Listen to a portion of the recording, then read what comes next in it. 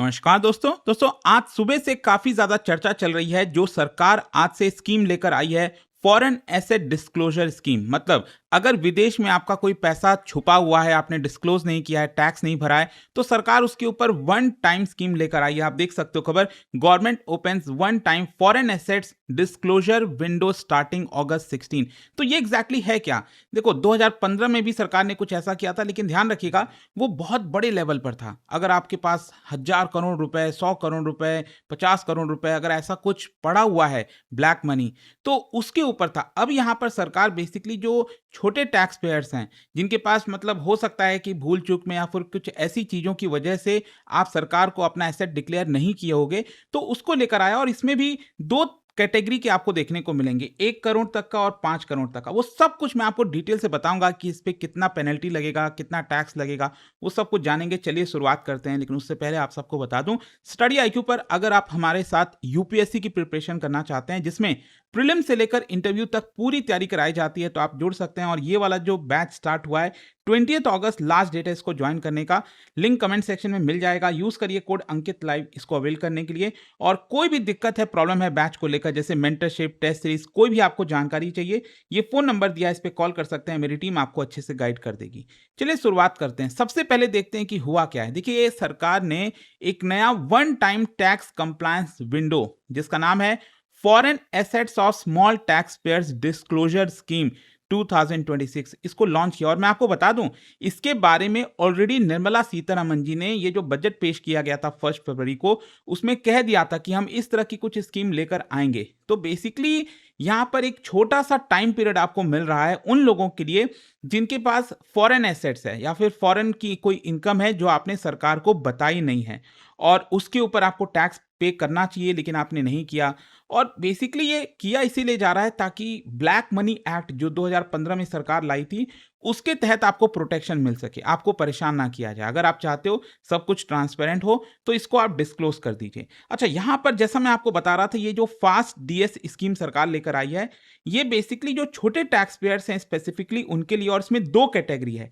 एक तो ऐसा एसेट जो कि 1 करोड़ रुपए तक का है, और दूसरा कैटेगरी में 5 करोड़ रुपए तक का चीजें आप डिक्लेयर कर सकते हैं। मैं आपको बताऊंगा इसके बारे में, क्योंकि थोड़ा सा कंफ्यूजन लग रहा था कई लोगों को। लेकिन बहुत ही स्पेसिफिक तरीके से सरकार ने कहा है कि कौन कौन कैटेगरी 1 के अंदर आएंगे और कौन लोग 5 करोड़ वाले कैटेगरी के अंदर आएंगे। अच्छा, पहला अब सवाल यहां पर यह उठता है कि सरकार इसको इंट्रोड्यूस क्यों कर रही है। बेसिकली सरकार रिकॉग्नाइज कर रही है बहुत सारे छोटे टैक्स पेयर्स के लिए कि उनके पास हो सकता है कि फॉरेन एसेट्स हो जो इनोसेंट हैं, जिनका मकसद ये नहीं है कि हम सरकार से पैसा छुपाएं या फिर टैक्स पे ना करें, या फिर हो सकता है कि थोड़ा बहुत कुछ ऐसा हुआ होगा, रीजन हुआ होगा जिसकी वजह से उन्होंने डिक्लेयर नहीं किया होगा। तो स्पेसिफिकली सरकार उनके लिए ये स्कीम ला रही है। जैसे फॉर एग्जांपल मैं आपको बताता हूं, इससे आपको और क्लैरिटी मिल जाएगी। जैसे मान लो कोई इंडियन एम्प्लॉय है, उसको फॉरेन के कंपनी से ईसॉप्स आया है, और बेसिकली फॉरेन के कंपनी के साथ वो काम कर रहा था, तो उनके एम्प्लॉयर ने आपको यहां पर ईसॉप दिया है, लेकिन उस ईसॉप के बारे में आपने सरकार को डिक्लेयर नहीं किया। ईसॉप बेसिकली जो शेयर्स वगैरह मिलते हैं, जो आपको दिए जाते हैं जब आप किसी कंपनी में काम कर रहे होते हो। फिर इसके अलावा कोई मान लो इंडियन स्टूडेंट्स हैं जो अब्रॉड विदेश में पढ़ रहे हैं, और जब वो भारत लौटे, तो जब वो विदेश में थे 3 4 5 साल जब भी, तो उनका कोई फॉरेन बैंक अकाउंट होगा, और वो उसमें काफ़ी सारा पैसा मान लो छूट गया होगा, या फिर थोड़ा बहुत पैसा होगा, तो उन लोगों के लिए। फिर इसके अलावा कुछ एनआरआईज हैं जो पिछले कई वर्षों से विदेश में रह रहे थे, वो इंडियन सिटीजन थे लेकिन वो विदेश में रह रहे थे। लेकिन वो एनआरआई जब भारत वापस आए, तो यहाँ पर उनको अपना सेविंग्स अकाउंट, इंश्योरेंस पॉलिसी बताना चाहिए था कि ये इतनी इतनी चीज़ें हैं, लेकिन उन्होंने बताया नहीं होगा। फिर यहाँ पर हो सकता है कि कुछ पर्सन विदेश में काम कर रहे होंगे वाइल बीइंग नॉन रेसिडेंट, और उनका वहाँ पर अच्छा खासा सेविंग्स हो गया होगा, और जब वो वापस लौटे भारत, तो यहाँ पर उन्होंने चीज़ों को डिक्लेयर नहीं किया। और फिर इसके अलावा सरकार ने ये भी कहा, जैसे टैक्स पेयर्स जिन्होंने भारत में तो टैक्स पे कर रखा है, लेकिन उस पैसे से जब वो विदेश का कोई शेयर खरीद रहे हैं, फॉरेन का कोई एसेट खरीद रहे हैं, उसके बारे में उन्होंने नहीं डिक्लेयर किया है।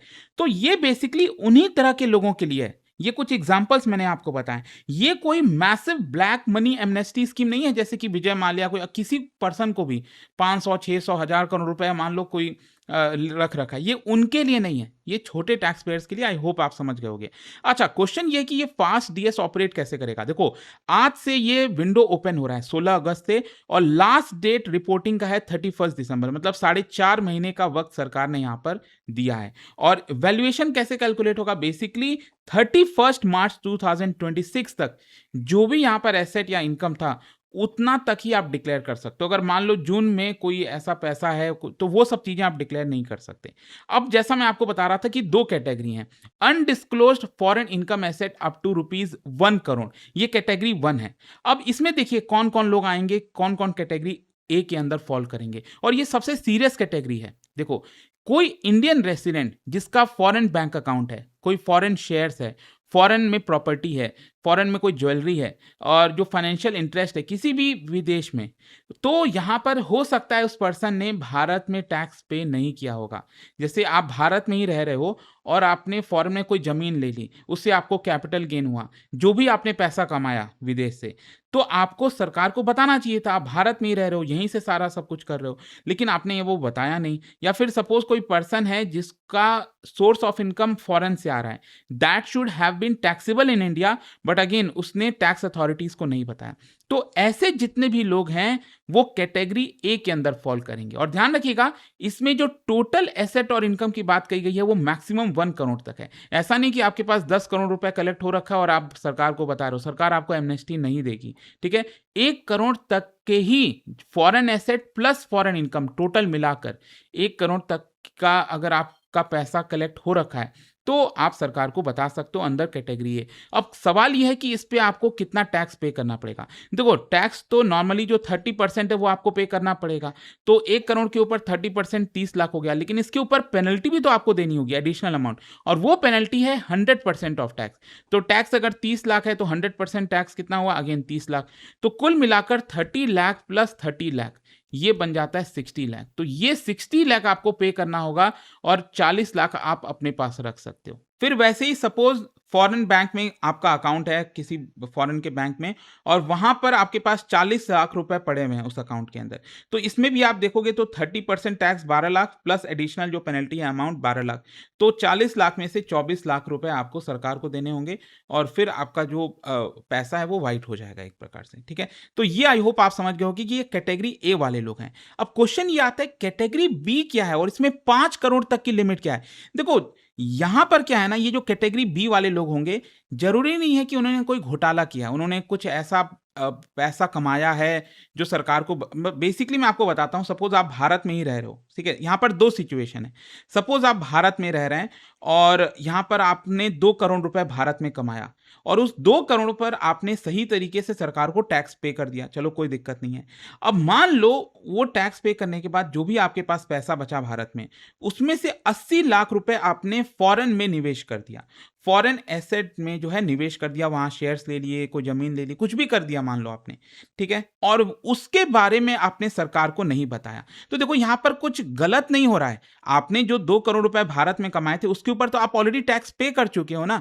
इट इज जस्ट दैट कि जो भी आपने परचेज किया था फॉरेन कंट्री में, वो बस आपने सरकार को क्योंकि नहीं बताया, तो सरकार बस ये कह रही है कि एक काम करो, आप 1 लाख रुपए का यहां पर बस फी पे कर दो, और आप हमें बता दो कि आपने ऐसा ऐसा किया है अपने रुपए के साथ, क्योंकि यहां पर आपने कुछ गलत नहीं किया है। आपको कोई 30% या 60% तक पेनल्टी देने की जरूरत नहीं है, क्योंकि जो आपने पैसा इन्वेस्ट किया फॉरेन कंट्री में उसके ऊपर आप ऑलरेडी टैक्स पे कर चुके हो। तो ये एक सिचुएशन पहला हो गया।